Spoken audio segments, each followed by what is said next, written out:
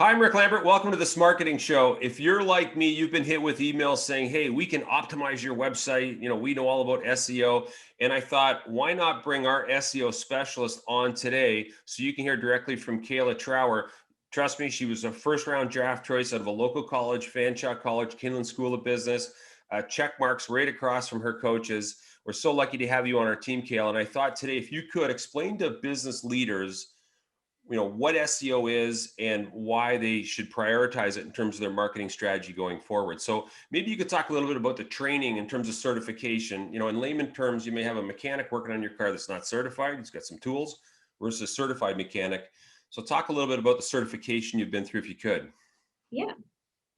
So there are really a lot of certifications that you can get for SEO, but higher education is something that has benefited me really well. I've been so fortunate to go to Fanshawe College for their graduate program in marketing management. And I was really able to gain the experience that helps to fully understand SEO through marketing. So we get certifications in Google Analytics, Google Search Ads. We do tons of competitions, and there's really a lot of hands-on experience that goes into what we do at Fanshawe that really made it so that I could transition into this role. It's a true accomplishment. Ranked one of the top schools in Canada. Let me just show a quick graphic here, Vinny. If you can put it up in terms of the biggest ROI when it comes to digital marketing, you can see there versus everything else, search engine optimization ranks the top. And for those in the industry, you've probably heard the stats that when a customer is searching, which, oh, by the way, has been accelerated dramatically since the pandemic, right, online, that the click-throughs, 76% of the click-throughs happen on the top three search results that come up on a Google page. That's below the paid results. And if you're number one, you get 37% of those clicks according to the stats. So it's so important right now to be top there. So maybe you can quickly explain, like, what is SEO for a layman and why is it so important? Yeah, so SEO is really kind of like the set of things that I do to make sure that people can find a website on search engines, so typically Google. And I think it's really important to mention that SEO is really the combination of a lot of moving parts. So I make sure that our clients' websites can be found when customers search for them or their services. So SEO is really important because customers are online. Like you said, the pandemic has kind of sped up that process. People are now working remotely and searching online. And I think we're just gonna see more of that moving forward, right? Now, I mean, I don't think anyone would disagree with that. And, we talk about top of the funnel, creating awareness, getting found, et cetera. Um, there's an old saying that, if you want to bury a body, bury it on page 2 of Google, which is why we're talking about today's topic here. So maybe you could talk to a little bit about, some common misconceptions, because I've been on, calls with business leaders like, no, Rick, we rank number one on Google. And they show me their monitor and I'm like, yeah, well, that's the name of your company. If a customer doesn't know the name of your company, they're not going to search in the name. So they may search for, IT services Milwaukee, or they may search for, whatever it is you sell. And I think the more we think like a customer, what they would be searching on, we're going to be so much stronger when it comes to optimization. But maybe you can talk about some of the misconceptions people have. Yeah. I think definitely the number one misconception is the amount of time it takes to do SEO. SEO is an ongoing process. It's not overnight, and you're definitely better to check on your website year over year to kind of see how your site visibility has changed in the long run, as opposed to checking it week over week or even month over month. I also hear things like, why don't we rank for a keyword like shoes? So there's a lot of reasons for that, but it's typically because it's like a one word keyword, right? And it doesn't tell us anything about the user intent. Why are they looking to look up shoes? Are they buying them? Are they selling them? Are they looking up the history of shoes? And even like, what type of shoes are they, right? So you need what's called long tail keywords to be more competitive in that landscape. And it kind of like talk to your user intent, your business offerings, and specifically what your target market as a business is looking for. Again, it can be tricky and it's definitely not an overnight process, but it's definitely doable. So long tail, for those of you that aren't familiar with that term, it's typically like a phrase or a sentence that a person you would like to sell to would enter, not necessarily. I think some people think, oh, our customers use the jargon we use, and they don't. And so these are some of the magnets, I'll call it, on Google that people like Kayla set up for our customers. Um, Kayla, what about like Google search algorithms? In case you don't know as a viewer, like, no one really understands how they work, but there's some common understanding in terms of what does work versus what doesn't. Maybe you could speak to that. Yeah. So yeah, like you mentioned, no one actually knows Google's algorithm. If we did, search engine optimization wouldn't be a thing. Google keeps that really at their base. They don't tell anyone. But there are things that we can do that we know. So firstly, having a secure site. So using HTTPS instead of HTTP. Won't get into too much about that, but you can just find that on your URL. Make sure that it says HTTPS. Making sure your page speed is up to date, especially now looking at mobile page speed and mobile friendliness in general, as well as crawlability. So that kind of just means, are there any, virtual roadblocks that stop Google from viewing your entire site?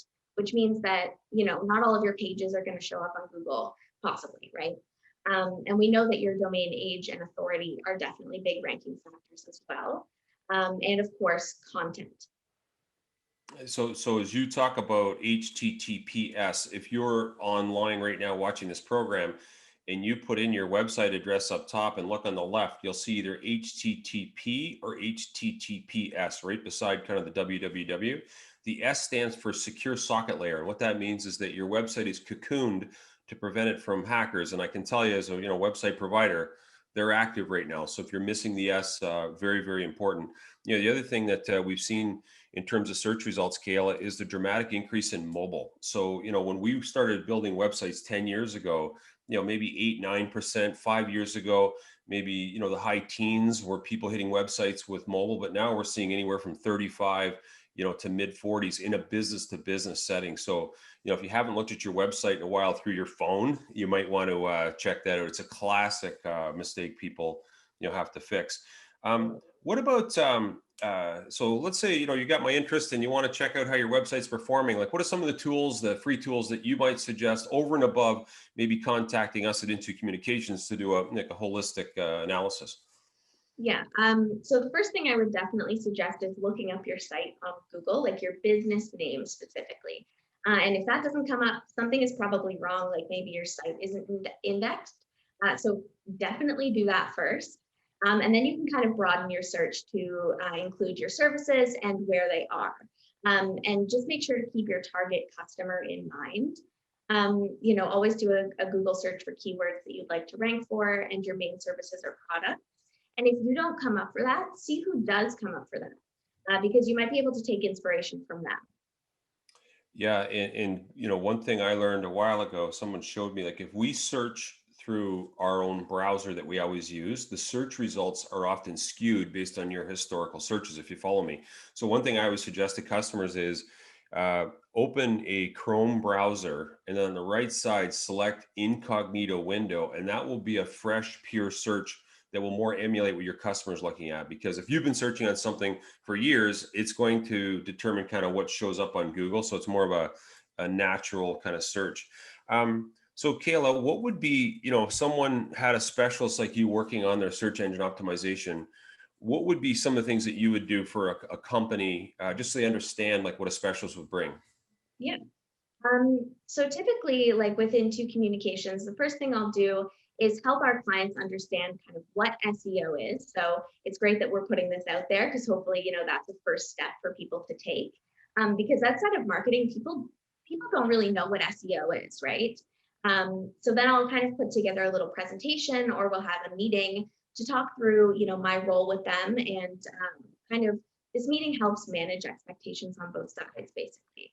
So what they're looking for and what they'd like to push in terms of website content. I'll also do a website audit for them, as well as a competitive analysis, so we can see where our clients are in relation to their main competitors.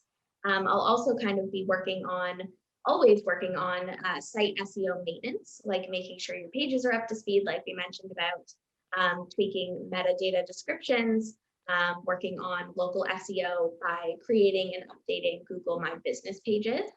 And through this, kind of the main thing that I try to do is make sure that their site doesn't get lost on Google. Like that second page is not where we want to be. And you do a great job. I mean, you can measure the results of this like very easily. Um, people always say, yeah, I think they think sometimes that, hey, my website's been optimized. I don't need to do it. I would argue it's almost like cutting the grass, like it never ends. Um, and so this is why I think there's confusion sometimes around why, for example, in our packages, we build in X number of hours of SEO, like optimization each month.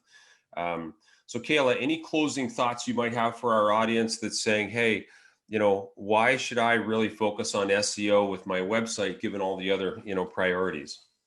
Yeah. I just, there's so many benefits of SEO, including kind of getting found essentially for free on Google. There's no extra costs associated with the actual SEO process, aside from maybe hiring an SEO specialist or getting that website package to help you out. It's a full-time job for a reason. And being first on Google organically and with continued investment in SEO does yield what we know is one of the highest returns on investment of all marketing strategies. And this kind of because you're meeting people where they are, right? They're already searching for businesses or services like you, so they're more in that buying state of mind. Mhm. And to kind of wrap it up here, I definitely may be biased, but I really think that most marketing professionals and more savvy business owners will tell you to invest in SEO for long-term kind of revenue building. Yeah, I don't think anybody in the know would argue against, placing digital bricks over a long period of time as a foundation for your business. And, we have other people on our team that specialize in paid, which is a VIP pass on Google to go right to the front. But that can be expensive. It works great depending on what you're doing. But I'll just close by showing this graphic here, if we can, on all the pieces that go into SEO. So the reason we had Kale on today is because people are confused, candidly, on what SEO is. And Kayla, we're so proud to have you on our team. Number one draft choice at a Fanshawe College, and you're making a big difference for our customers' websites. Thanks so much for joining us today. That's awesome. Thanks for having me, Rick.